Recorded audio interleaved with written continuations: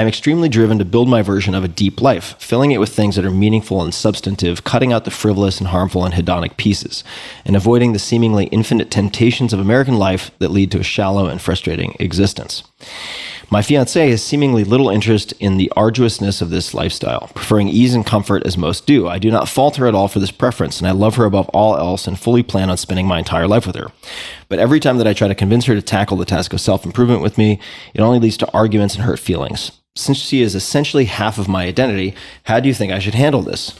Should I let it go and try to live half my life in each camp? I find that hard to swallow since I'm fairly positive that the comfortable American life basically smooths out the contours of your soul. Nice wording.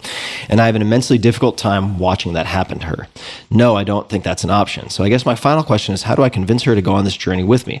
How do I convince her to forego comfort and decadence, especially when I'm having a hard enough time doing that myself? All right, that's a long question. But I would like to try to respond to it because and I think many people have contended with this on some level. It could be a significant other. It could be a very close friend. It could be the 5 people you associate with most. And certainly Drew of Dropbox and I and others have said you are the average of the 5 people you associate with most. So if you don't want to get rid of your friends, what do? If this is an issue in your most intimate relationship with a significant other, what do you do? And I can only speak to a few things that I have tried.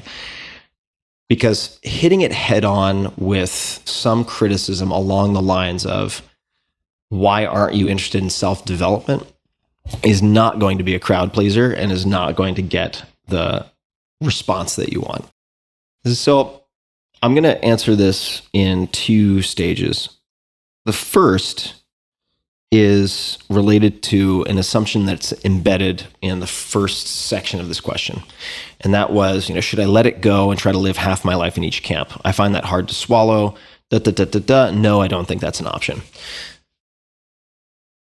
And there is a false dichotomy being created here. So the options that are being presented, at least in the question, are live half my life in each camp, so half my life away from my partner effectively, or fully integrate both of us so we are on the same program.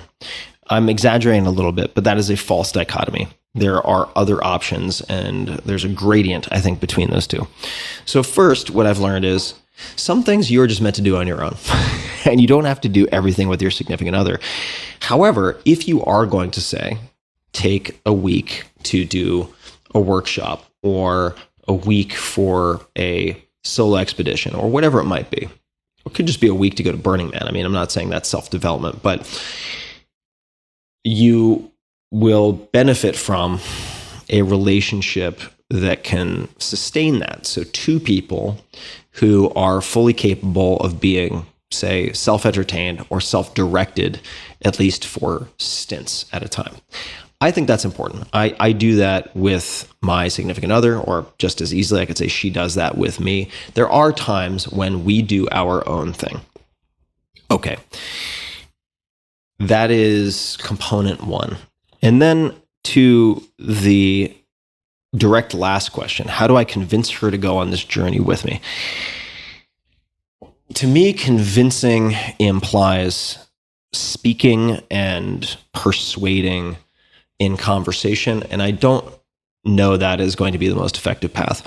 What I have seen personally, and what I've also seen in other couples, is the path of least resistance is often identifying what they already love, the things they already enjoy, the activities they feel drawn to, and trying to bend the arc of one of those 1% to include what you consider to be self-development, right? So let's just say hypothetically that your fiance, I'm making this up, that she loves going to yoga.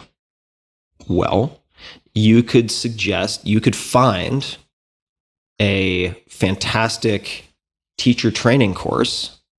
And if you have 1 to 2 weeks of vacation coming up, let's just say it's in a nice location, fill in the blank, could be in Sedona, could be in Bali, who knows, depending on your budget. And you could offer that as an early Christmas present, early birthday present, or just as a gift, and say that you would like to cover that, and you thought it could be super fun, and you've been wanting to spend more time with her in her yoga practice so that you can do it together. And that would be a non-trivial step in the direction of self-development, I think. That would be a programmatic way to improve yoga capabilities and familiarity with terminology and also network, etc. Right? So I think we want to meet people where they are. I don't always do a great job of this. I can be very stubborn and headstrong and aggressive. So I don't always implement this in the most delicate or diplomatic way. But I have had success also with this, is just trying to first, before you decide what you're going to convince someone of or where you want them to go, to meet them where they are. Do a mental audit of the things they love, the things that are easy for them to do, and then try to find a slight variation on one of those themes that allows them to step foot in a way that feels good to them, not just to you, towards a path of self-development. I would also say that self-awareness is a very powerful precursor to self-development. So if there are things that you can do together, not just giving her homework assignments, that increase self-awareness, that could be somatic self-awareness, it could be getting better at applying things like the 80-20 principle to career. So it might be a workshop along those lines. Anything that helps to facilitate the habit of turning the eye inward and asking questions, I think will also not just lead to self-development, but be self-development in and of itself. So those are a few of my thoughts on that, which is not an easy situation. It's not always an easy situation.